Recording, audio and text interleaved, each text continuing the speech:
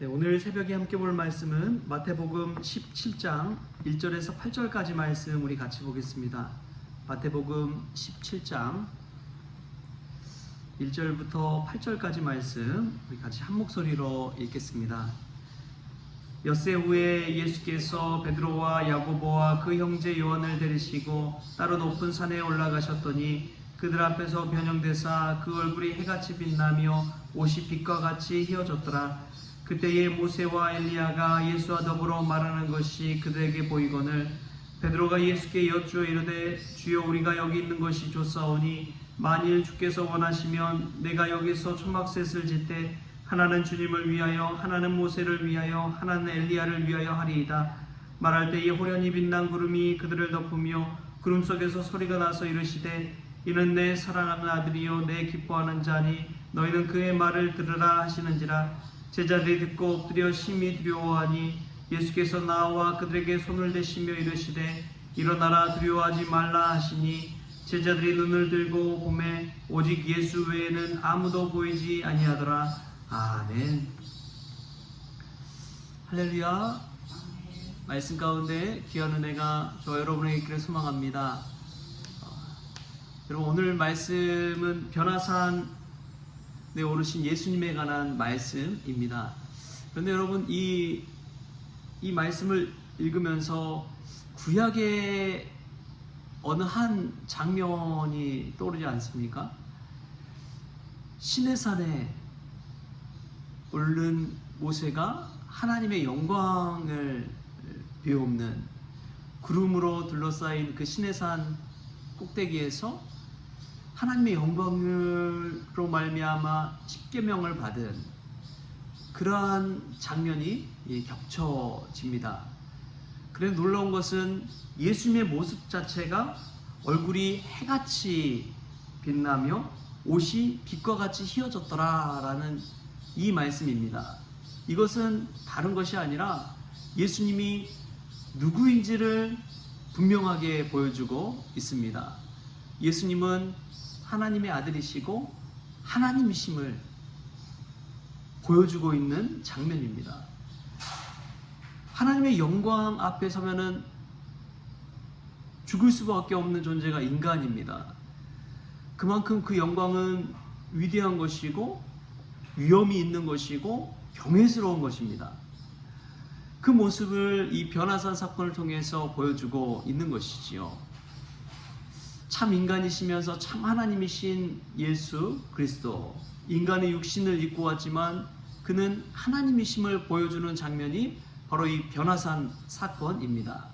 바로 전에 베드로의 고백을 통해서 주는 그리스도시요 살아계신 하나님의 아들이시니이다. 그 고백이 진짜임을 보여주는 것이 이 변화산 사건의 이 장면입니다. 예수님이야말로 정말 하나님의 아들이시구나, 분명하시구나, 이것을 보여준 사건이죠. 그래서 이 변화산 사건이 예수님의 신성, 하나님이심을 보여주고 있다는 것을 우리가 기억했으면 좋겠습니다. 그런데 변화산에 오를 때 예수님은 베드로와 야고보, 요한 이 세 제자만을 데리고 올라가셨습니다. 이것을 보면 12제자가 있지만 그 중에 3명의 또 핵심 제자가 있다는 것을 알 수가 있지요. 베드로, 야고보, 요한 이 세 제자만을 데리고 산에 올라가 예수님의 하나님 된 모습을 보여주신 것입니다. 예수님이 그리스도임을 확신시켜주는 사건이지요. 자신들의 그 베드로의 고백이 맞다는 것을 몸소 보여주시는 것입니다. 여러분, 이것이 참 중요합니다. 예수님은 인간으로 오셔서 우리처럼 고난도 받으시고 시장하시기도 하시고 눈물도 흘리시고 기뻐하시기도 하시고 여러 가지 모든 것들을 다 경험하셨지만 그분은 하나님이셨습니다. 예수님이 하나님이심을 꼭 기억할 때 우리가 예수님을 그냥 목수 예수로 바라보는 것이 아니라 참된 그리스도 구원자 되신 예수님으로 바라보게 될 줄 믿습니다.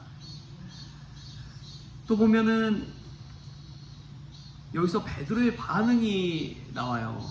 그렇게 영광스럽게 변하신 예수님의 모습을 보고 베드로가 어떤 반응을 하느냐? 우리 4절 말씀 우리 같이 한번 보겠습니다. 4절 시작. 베드로가 예수께 여쭈어 이르되 주여 우리가 여기 있는 것이 좋사오니 만일 주께서 원하시면 내가 여기서 초막셋을 질 때 하나는 주님을 위하여 하나는 모세를 위하여 하나는 엘리야를 위하여 하리이다. 아멘. 베드로가 그러한 예수님을 보고 자기도 모르게 예수님께 여쭤봅니다. 여러분, 이 모습은요 되게 바로 전 모습과 비교돼요. 예수님이 십자가 고백을 하자 베드로가 어떤 반응을 보였습니까?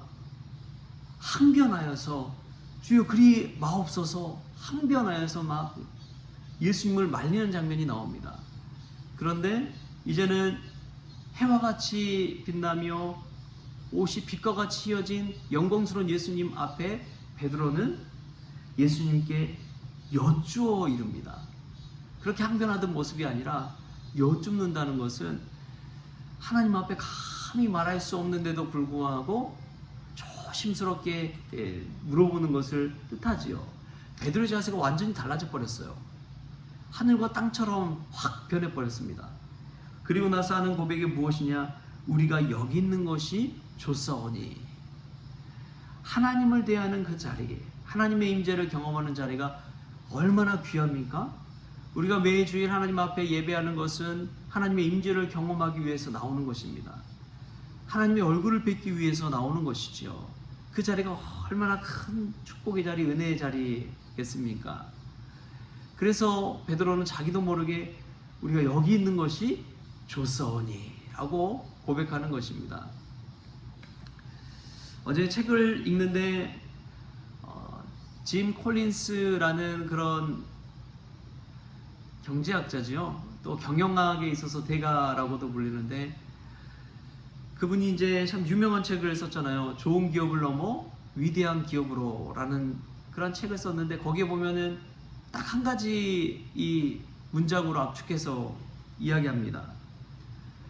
좋은 것은 위대한 것의 적이다.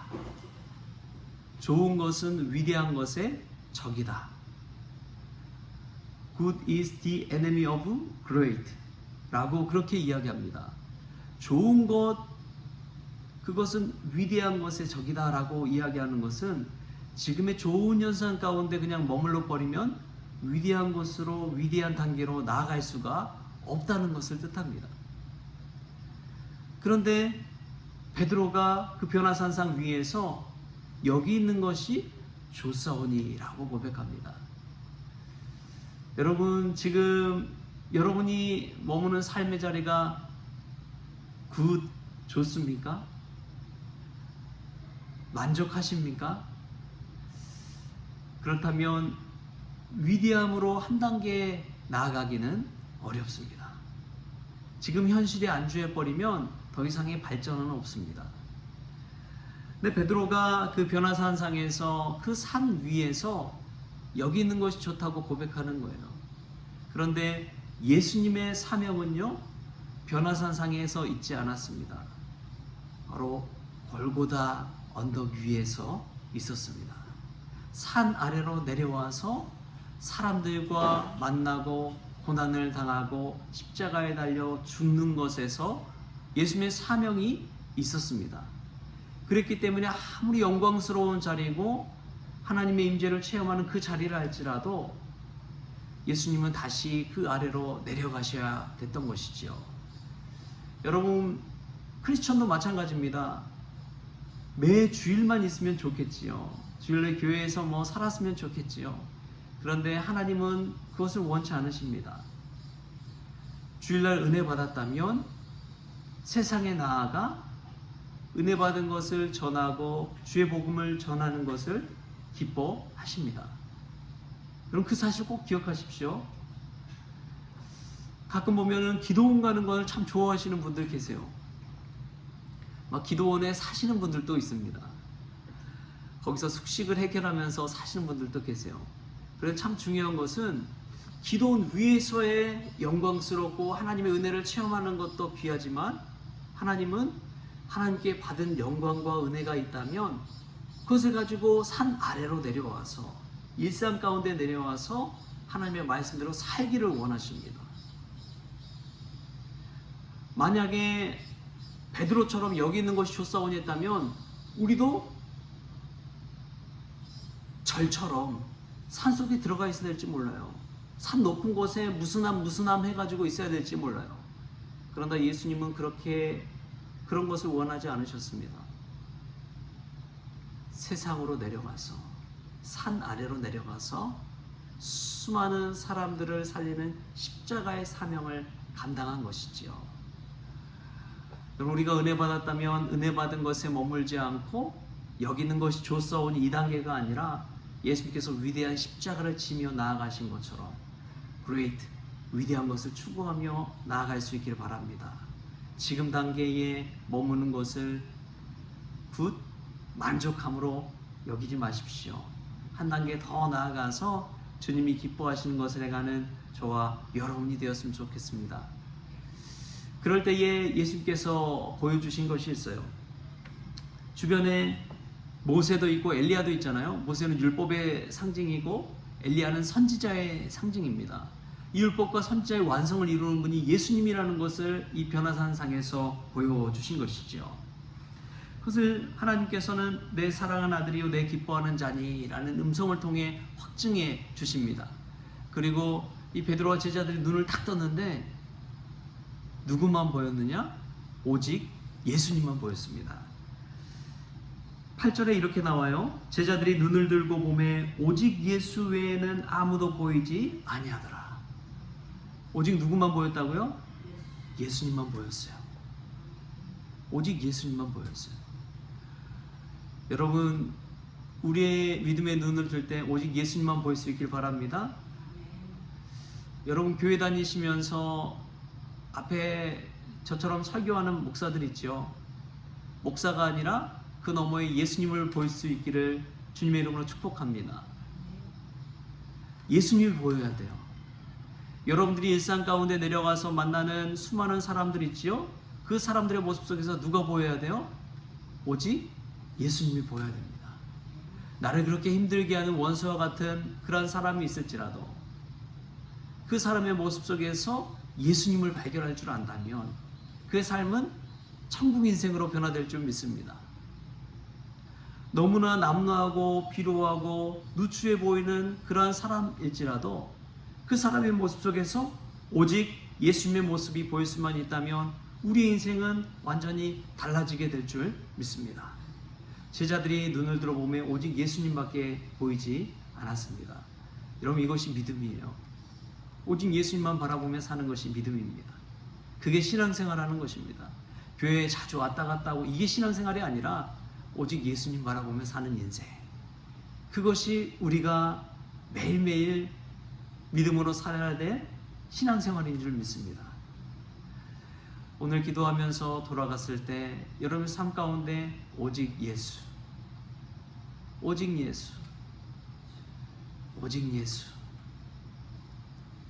오직 예수님만 바라보며 사는 인생 되어서 삶 가운데 주님과 동행하는 그 천국 인생 될 수 있기를 좋으신 예수님의 이름으로 축원합니다. 기도하겠습니다.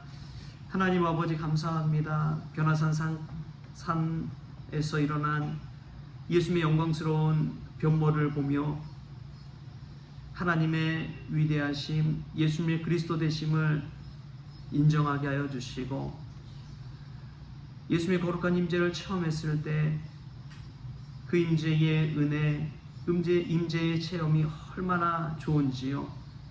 그럼에도 불구하고 좋은 것을 넘어 위대한 것으로 나아갈 줄 아는 저희들이 되기를 원합니다. 산 위에만 머무는 것이 아니라 산 아래 내려와서 일상 가운데 말씀 붙들고 살기를 원합니다.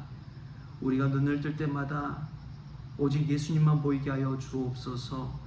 그리하여 예수님과 동행하는 인생 될 수 있도록 주님 축복하여 주옵소서. 감사하며 예수님의 이름으로 기도하옵나이다. 아멘. 우리 주님이 가르치신 기도로 오늘 새벽 기도를 마치겠습니다. 하늘에 계신 우리 아버지여, 이름이 거룩히 여김을 받으시오며 나라가 임하시오며 뜻이 하늘에서 이루어진 것 같이 땅에서도 이루어지이다. 오늘 우리에게 일용할 양식을 주시옵고 우리가 우리에게 죄진 자를 사하여 준 것 같이 우리 죄를 사하여 주시옵고 우리를 시험에 들게 하지 마시옵고 다만 악에서 구하시옵소서. 나라와 권세와 영광이 아버지께 영원히 있사옵나이다. 아멘.